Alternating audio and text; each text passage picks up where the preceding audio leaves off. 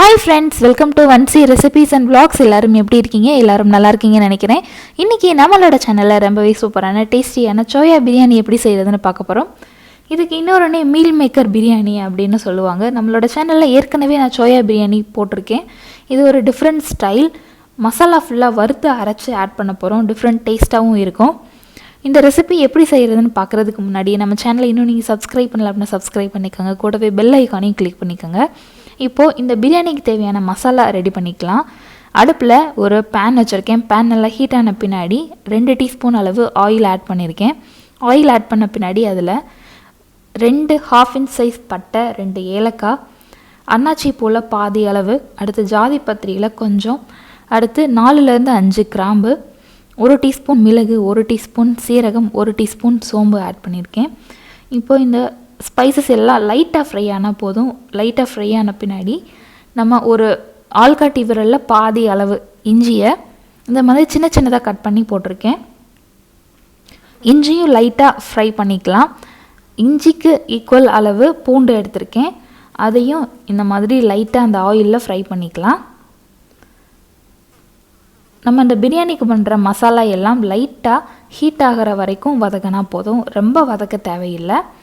இப்போது ஒரு பெரிய வெங்காயத்தில் 1/4 பங்கு அளவு வெங்காயத்தை எடுத்து அதை நீள் வாக்கில் கட் பண்ணி போட்டிருக்கேன். வெங்காயம் கொஞ்சம் ஃபாஸ்ட்டாக வதங்கிறதுக்காக கொஞ்சமாக கல் உப்பு ஆட் பண்ணிக்கலாம். வெங்காயத்தோட colour light pink colour change ஆனால் போதும். ரொம்ப ட்ரை ரோஸ்ட் பண்ண தேவையில்லை. இப்போது ஒரு 8லேருந்து 10 பல் தேங்காய் ஆட் பண்ணியிருக்கேன். சின்ன சின்னதாக பீசஸாக கட் பண்ணி போட்டிருக்கேன். தேங்காய் ஒரு ஆப்ஷனல் தான். தேங்காய் வேணாம் அப்படின்னா சேர்க்க தேவையில்லை. இப்போது காஷ்மீரி மிளகாய் வத்தல், நார்மல் மிளகாய் வத்தலை நார்மல் தண்ணியில் ஒரு 1/2 மணி நேரம் ஊற வச்சு எடுத்திருக்கேன். 4 நார்மல் மிளகாய் வத்தல், 3 காஷ்மீரி மிளகாய் வத்தல் எடுத்திருக்கேன். இப்போ இதையும் நல்லா மிக்ஸ் பண்ணிக்கலாம். இந்த மாதிரி மிளகாய் வத்தலை தண்ணியில் ஊற வச்சு அரைச்சிங்க அப்படின்னா நல்ல நைஸாக அரையும். இப்போது கொஞ்சமாக புதினா, கொஞ்சமாக மல்லி ஆட் பண்ணிக்கலாம். அதையும் லைட்டாக ஃப்ரை பண்ணிக்கலாம்.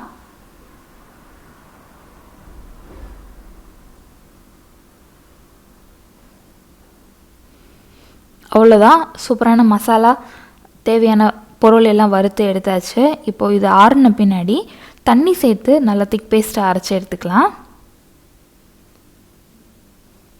லைட்டாக 1/4 டீஸ்பூன் அளவு உப்பு ஆட் பண்ணியிருக்கேன் ஃபைனலாக. இப்போ இது ஆறின பின்னாடி ஒரு பேஸ்ட்டை அரைச்சி எடுத்துக்கலாம். இப்போ நம்ம பிரியாணி பண்ண ஸ்டார்ட் பண்ணிடலாம். குக்கர் வச்சுருக்கேன் அடுப்பில். குக்கர் நல்லா ஹீட் ஆன பின்னாடி அதில் 3 டேபிள் ஸ்பூன் அளவு ஆயில் ஆட் பண்ணியிருக்கேன். 1 டீஸ்பூன் அளவு பட்டர் ஆட் பண்ணியிருக்கேன். பட்டர் இல்லாட்டி நெய் கூட ஆட் பண்ணிக்கலாம். இப்போ அந்த பட்டர் நல்லா உருகட்டும். உருகின பின்னாடி அடுத்தடுத்த ஸ்பைசஸ் ஆட் பண்ணிக்கலாம். இப்போ பட்டர் நல்லா உருகிருச்சு. இந்த டைமில் 2 பிரியாணி இலை, ஒரு 1/4 சைஸ் அளவு பட்டை, அன்னாச்சி பூ பாதி அளவு ஆட் பண்ணியிருக்கேன். ஜாதிபத்திரி 1/4 பங்கு சின்ன அளவு ஆட் பண்ணியிருக்கேன். அடுத்து 3 ஏலக்காய், அடுத்து 3 கிராம்பு. ஏலக்காய் ஏற்கனவே நம்ம மசாலாவில் ஆட் பண்ணியிருக்கோம். குக்கரில் இப்போ பிரியாணிக்காக ஆட் பண்ணியிருக்கோம். ஏலக்காயோட ஃப்ளேவர் ரொம்ப இருக்கும்னு நீங்கள் நினச்சிங்க அப்படின்னா ஏலக்காய் பிரியாணி அந்த ஸ்பைசஸ் வறுக்கிறப்ப நீங்கள் சேர்க்க தேவையில்லை. இப்போ 1/2 டீஸ்பூன் சோம்பு, கொஞ்சமாக முந்திரி பருப்பு ஆட் பண்ணிக்கலாம். கூடவே கொஞ்சம் காஞ்ச ரோஜா இதழ்கள் ஆட் பண்ணிக்கலாம். ரோஜா இதழ்கள் ஒரு தனி ஃப்ளேவர் தரும் அந்த பிரியாணிக்கு, அதுக்காக ஆட் பண்ணியிருக்கேன். இல்லை அப்படின்னா ஆட் பண்ண தேவையில்லை. இப்போ இந்த ஸ்பைசஸ் எல்லாம் நல்லா ஃப்ரை ஆகட்டும். முந்திரி பருப்பு கூட திராட்சையும் ஆட் பண்ணிக்கலாம், இன்னும் நல்லா இருக்கும். இப்போது 2 பச்சை மிளகாயை நீள் வாக்கில் கட் பண்ணி போட்டிருக்கேன். அதையும் லைட்டாக ஃப்ரை பண்ணியாச்சு. இந்த டைமில் நம்ம கட் பண்ணி வச்சுருக்கிற பெரிய வெங்காயத்தை ஆட் பண்ணிக்கலாம். 2 பெரிய வெங்காயம் எடுத்திருக்கேன்.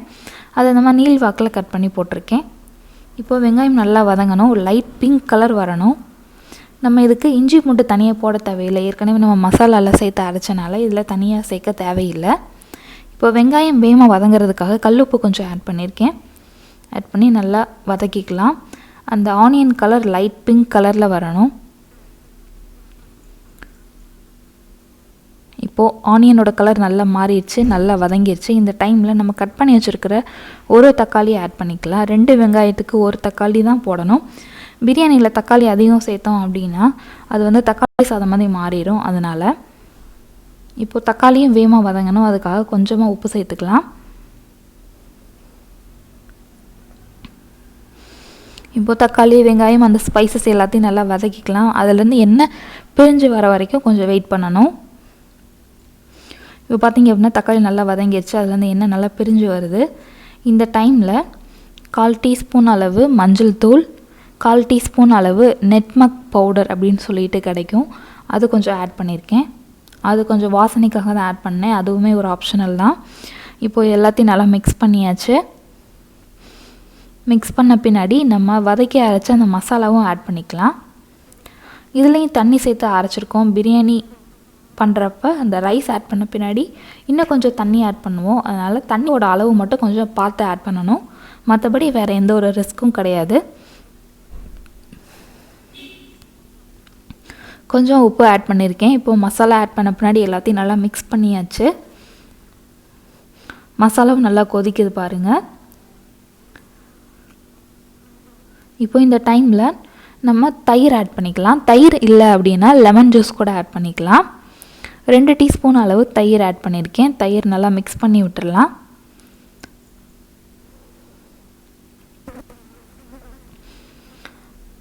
இப்போது நம்ம சுடுதண்ணியில் போட்டு அதுலேருந்து ஃபில்டர் பண்ண சோயாவை ஆட் பண்ணுறோம். ரொம்ப பெரிய சோயாவாக இருந்தது அப்படின்னா 2 கட் பண்ணி வச்சுக்கோங்க. இப்போது அந்த சோயாவை ஆட் பண்ணி அதையும் நல்லா மிக்ஸ் பண்ணிடலாம்.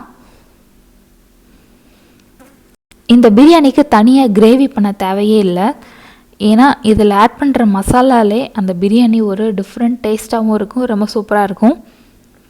இப்போது வாஷ் பண்ணி வச்சுருக்கிற புதினா மல்லி ஆட் பண்ணியிருக்கேன். கொஞ்சமாக ஆட் பண்ணால் போதும், வாசனைக்காக தான் ஆட் பண்ணியிருக்கோம் அது. இப்போது கொஞ்சம் உப்பு ஆட் பண்ணிக்கலாம். உப்பு அப்பப்போ கொஞ்சம் செக் பண்ணிக்கோங்க. ரொம்ப அதிகமாகிடுச்சு அப்படின்னா டோட்டல் வேஸ்ட் ஆயிரும். இப்போது அந்த சோயாவில் அந்த மசாலா எல்லாம் நல்லா ஒட்டணும், நல்லா ஊறணும், அப்போ தான் அந்த சோயா நல்லா இருக்கும். இப்போ கொஞ்சமாக தண்ணி ஆட் பண்ணிக்கலாம்.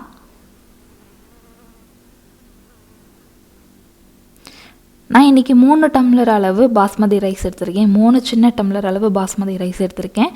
அதுக்கு 3லேருந்து 4 டம்ளர் அளவு தண்ணி ஆட் பண்ணால் போதும். ஏற்கனவே நம்ம மசாலாவில் தண்ணி சேர்த்து தான் அரைச்சிருக்கோம், அதில் கொஞ்சம் தண்ணி இருக்கும். அதனால் 3 டம்ளர் பாஸ்மதி ரைஸுக்கு 3லேருந்து 4 டம்ளர் தண்ணி கரெக்டாக இருக்கும். இப்போது தண்ணி ஆட் பண்ணியாச்சு. இது கொஞ்சம் நேரம் கொதிக்கட்டும். அரிசியும் நம்ம 10 நிமிஷம் ஊற வச்சு தான் ஆட் பண்ணியிருக்கோம். அதனால் ஒரு விசில்லே நம்ம ஆஃப் பண்ணிடணும். 2 விசில் விட்டோம் அப்படின்னா நல்லா குழஞ்சி போயிடும். இப்போ நல்லா கொதிக்குது. இந்த டைமில் நம்ம குக்கரை க்ளோஸ் பண்ணணும். க்ளோஸ் பண்ணி ஒரு விசில் விடுங்க. ஸ்லோ ஃப்ளேமில் வைங்க.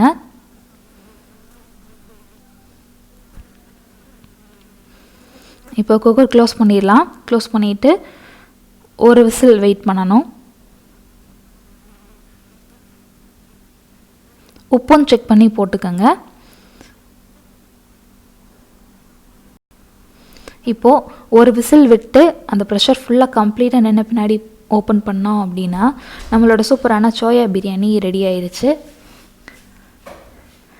இந்த ரெசிபி கண்டிப்பாக உங்கள் வீட்டில் ட்ரை பண்ணி பாருங்கள். இந்த வீடியோ பிடிச்சிருந்துச்சு அப்படின்னா இந்த வீடியோக்கு ஒரு லைக் கொடுங்க. தேங்க்யூ ஃபார் வாட்சிங். Have a great day.